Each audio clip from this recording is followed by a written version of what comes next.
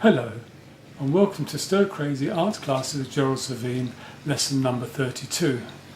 To start off with, we're going to look the finished pictures we did of the needles. I did a bit more work down here. Again, it's not perfect, but again, if you look at the previous lessons, you perhaps hopefully have done this better than I have. But also what I've done here is finished off the version of the pencil drawing for those that are only working in pencil. And again, I hope you give some idea, and I hope that what you've done is better than what I've done. But again, just to give you some idea. Now today, we're going to do a drawing and a painting of some ducks at a farm shop, a place called Thornhill, just north of Cardiff, when we were visiting. Again, look how they're set out. We'll be looking at, not just, it's a fun thing to do, but we'll be looking at the relationship of each one, the shapes that are being formed. So again, looking at the shapes that are being created, and this is the whole point about really learning to look and learning to draw. And to start off with, we'll be doing the drawing of the animals. It's not quite the same. This animal here's got its head in the photograph further back, but I've got him almost in the water, and then we'll land up with doing the painting of the animals here. Okay, so we'll talk about the colour later, but to start off with, we'll get the drawing done. Again, we've had a bit of fun with this one. It's going to be fairly loose. I'll put that up there so you can see that, hopefully. And to start off with, we need to do the bowl, because obviously this, again, we always choose something that gives a scaffold, as it were, for everything to work from. We're not worried so much about drawing a horizon line. So now I'm going to have to turn the page sideways so that I can get a better shape on the bowl. And I'm looking to see the sort of distance there. In fact, this is about halfway. We've got a big bowl coming right across the page. Nice. Now I'm doing very light at the moment because I'm going to strengthen that up so you can see. But I'm just sketching round an oval. And at the moment, I'm just going to turn the thing upside down, and I will draw it more solidly so you can see exactly what I've landed up doing. So I'm going to have a nice strong line down round here. It's coming round to there. I'm going to draw the base of the bowl, the dish there. I'm coming back the right way round now. And I'm going to come down here and try and get this round so that it can be seen properly on the screen. And then, now I won't go all the way around here, because obviously we've got the ducks, one sitting in the water and one's got its head stuck in the water. So we've got that done. Now then, I think the best thing to do next will be the duck that's actually in the water, because again, we have to decide. I'm just going to draw just the part of the bowl. So it's a very crude drawing here. It's not so easy drawing like this. But you can see this sort of shape here. So if we do that sort of oval shape, or sort of egg shape really, isn't it? There. And then it's got its little head on top, and then a beak. Now perhaps it's come a bit high there. I think I'm going to come down a bit lower there. The advantage of doing it lightly to start off with is you can always change things before you commit yourself too much to the drawing. So bring that down. That's probably getting better now. You can see how the head relates to the rest of the body. We've got this wings feathers here. Again, if you go back and look at the original photograph, you'll understand this perhaps a bit more. So we can bring that one round here. So we've got that one to start off with. Then the next one back, this one here. Now we relate to this. So we've got this head sticking in the water. We mustn't forget the beak on this one. Again, look at the shapes that are being created here. and how this relates, the top of the neck coming here, coming round. See the chest of the duck and they're coming round into its body, and the animal's back coming right the way around over there. Again, I hope you will take time to look at the original drawings and the photograph. It would help you get things right. It's just to really get you underway, give you some guidance. Got its legs coming down through. You can't see its other foot over here. We'll perfect its shape a bit later. Then the next one round here, I'll come over this way a bit more now, is look at the shape there, quite narrow. Its back is only just about the same height as the head of the bird in the water. Its tail sticking up in the air, but its head is coming up and round. And hopefully you can see the shapes that are being created in between. Now at the moment this is very sketchy. We'll obviously have more than one session doing these, and I'll tidy this up in a minute. Then we've got this character here. This one here is the next one. Oh no, it's not. Wrong. This one's the next one back. And it's got its tail sticking up there. Its back's coming through there, and its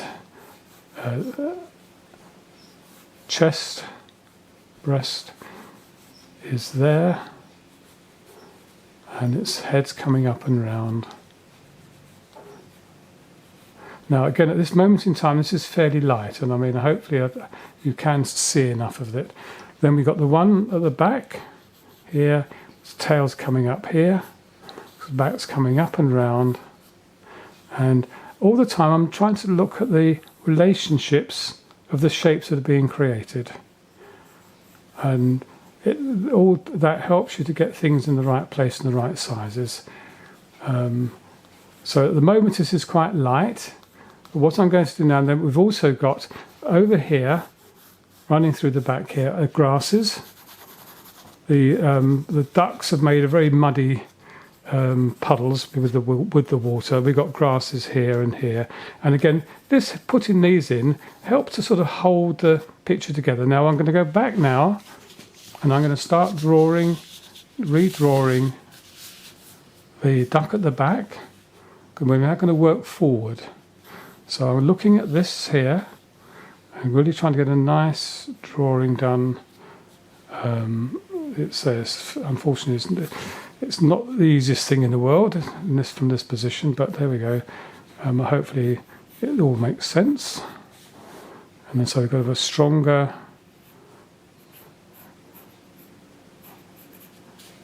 drawing coming on here. We've got this neck now coming through here into its chest.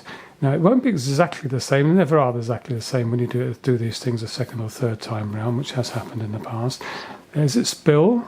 You can see it's the shape of its bill. Its eyes are up here, and then you've got its tail coming here. So we can get that in, and then we've got a hint of its wing feathers there. And then we then come to this one here. Again, you can see it's got quite a curly tail, this one.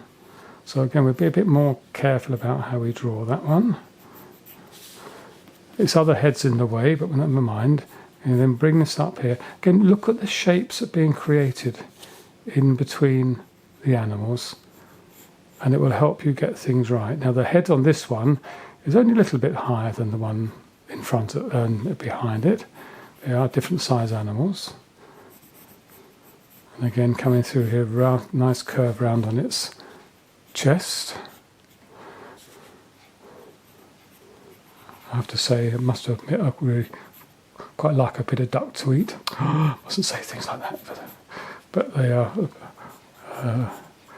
They all have their purpose in life, and again, nice if you can get them.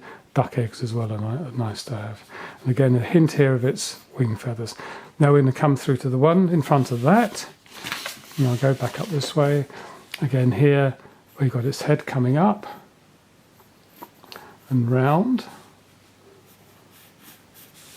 Hopefully this is making sense. And coming round here, and it's but again, where we have the studio right by the River Severn, and we have lots of ducks coming up onto the bank across the road, and it's lovely to hear them and see them. And some of the, not just the mallards, but there's all other sorts of ducks as well, the sort of Peking ducks and things, and it's lovely to see them by the riverside. And again here, looking at the shapes being created here on its back. It's a bit one-eyed at the moment because you're having to get a close-up view of what I'm doing. And again, this character's got a bit of tail feather going on there as well. So we got that one done. Now we've got this one. We're going to do the one in the bowl next. Its head's coming round here. He's got himself rather, or he or she has got their head rather tucked in. Now I'm hoping again, I'm having to do this quite quickly. I'm hoping you've got more time to do this than I have. Obviously we've only got a few minutes left for doing the drawing. Then we'll have to do the painting, start doing the painting properly in another session. Now again here, if you can see, if you look at the original drawing, it's got slightly ruffled feathers. It's obviously the bird's been fluffing up in the bowl of water. And it's got a wing here. And you can see here the feathers on its back as well. A nice little chesty bit coming here, because it's really got himself really nicely fluffed up. Touch, just a hint of legs there. And again, here's the end, and then you've got his tail feathers showing here.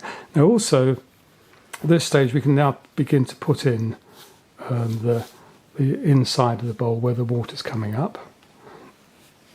So the water doesn't come right up to the very top of the bowl. This line represents the line of the water. Then we've got this other duck here with its head trying to get a nice drink of water as well. So they were not only bathing in it, they were drinking it as well. We've got another 5 minutes left, I think, before we have to switch off and then get it. So we're just going to get the drawing done in time, I think, hopefully.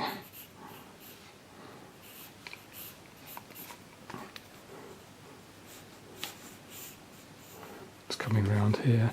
Now again, I'll come down a little bit lower here, give it a better shot. Oops, and come up here. So we've got the tail feathers coming round here, and we've got the wing here, and we've got this legs showing up here.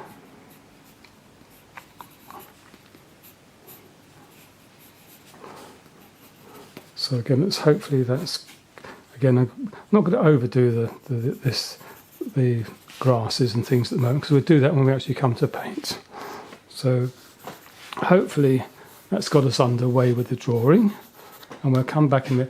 And if you've got a rubber, if I can get this out,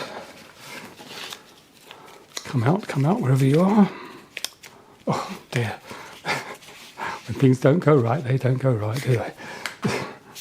And I'm just going to take back some of the unwanted pencil marks so that it gives a clearer picture when we come to paint. Because again, unfortunately, when I paint, the pencil lines will show up more. You can keep your pencil lines quite faint. Okay, so I think that's probably about time now. So look forward to see you again in the next session. The session says 33.